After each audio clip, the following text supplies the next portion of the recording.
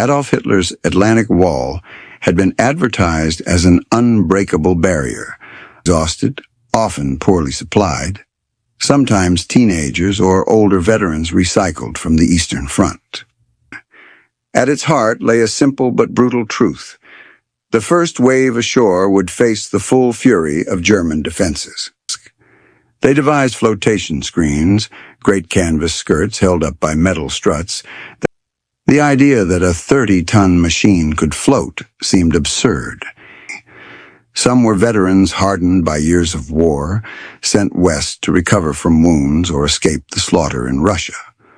He knew the Allies would come, and he feared their air power above all.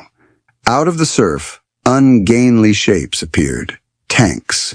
Some crawled forward from landing craft, others seemed to rise from the water itself. Yet the desperate needs of D-Day forced engineers to reimagine it as an amphibian. And most of the DD tanks launched successfully.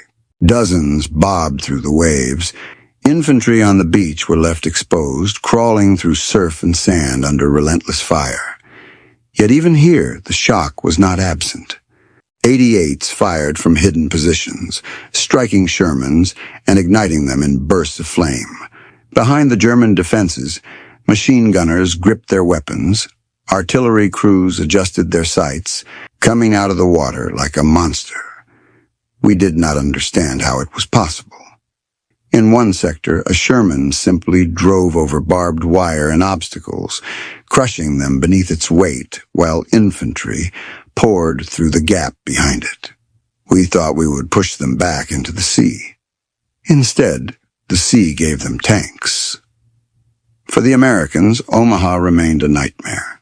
There, fortune, weather, and preparation combined to give the Sherman DD tanks their moment of triumph. The men of the U.S. 4th Infantry Division approached Utah in the early hours of June 6th, under cover of dark. Many of them conscripts from Eastern Europe pressed into German service, broke under the shock. Some surrendered at once. Others fled inland. One captured German corporal admitted, "We had never been told they could land tanks like this. When they appeared from the sea, we felt finished." Machine guns dug into dunes and minefields stretching inland. For the first infantry waves, the sight of Shermans crawling out of the water was a surge of hope. Men pressed themselves against their armored sides. Where the tanks made it ashore, the Atlantic Wall cracked far faster. The lesson was clear. Armor in the first wave was not just support, it was the difference between slaughter and breakthrough. For the Germans, the shock was lasting. Survivors recalled their disbelief with vivid clarity. For the tank crews, hemmed in by narrow vision slits and deafened by the roar of their own engines, the infantry were eyes and ears, protectors against lurking threats with Panzerfausts or hidden mines. Together they became a single organism, advancing through chaos 1 yard at a time. In one sector, a Sherman bogged down in mud became a fortress for an entire squad, who huddled against its hull for hours while machine gun fire swept the field. In another, infantry cleared mines from a path while the tank waited, then rode on its back into a village, leaping off to storm houses as the Sherman blasted doorways. One GI compared it to dancing with a partner. We didn't always know the steps, but we learned quick, because if we didn't, we died. The German defenses along sections of the Normandy coast were unraveling. What had begun at dawn with shouts of confidence in the Atlantic Wall had turned by noon into disbelief, panic, and collapse.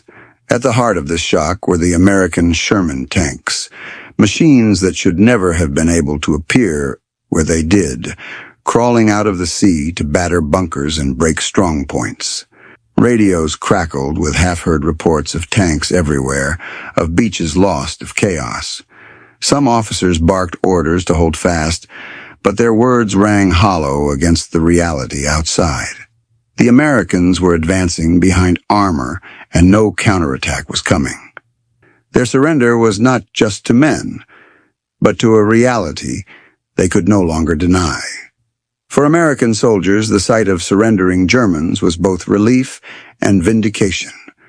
Men who had feared they would be slaughtered on the beach now saw their enemies throwing down weapons, hands raised. Others stared openly, as if trying to memorize the details of this new kind of warfare. American guards noticed their expressions: disbelief, fear, even respect. One GI said later, "They weren't angry. They were just stunned." They, too, joined the stream of prisoners marching inland. For the Germans, the shock was not just physical, but spiritual. The Atlantic Wall had been preached as invincible. Propaganda films had shown Hitler's engineers constructing impregnable fortresses, their soldiers smiling with confidence. The night of June 6th, the Americans had secured footholds at Utah and Omaha. German soldiers were dead, captured, or retreating inland, stunned by tanks that had emerged from the sea. But the war did not end at the waterline. Beyond the sand lay a labyrinth that would prove one of the toughest landscapes of the entire campaign: the bocage. Machine guns were positioned to sweep lanes the moment a tank exposed itself. Mortars fell without warning, shattering branches and raining shrapnel on exposed infantry. Yet the Shermans adapted. Engineers and crews improvised solutions in the field. One of the most famous was the Rhino tank. "We thought if we stopped you on the beaches, the war would continue. When you broke through, we hoped the hedgerows would hold you.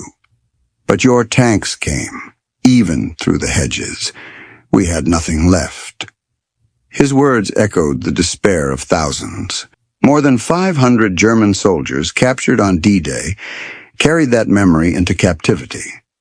Interrogation reports described them as dazed, confused, and stunned not only by the scale of the invasion, but by the machines that had made it possible.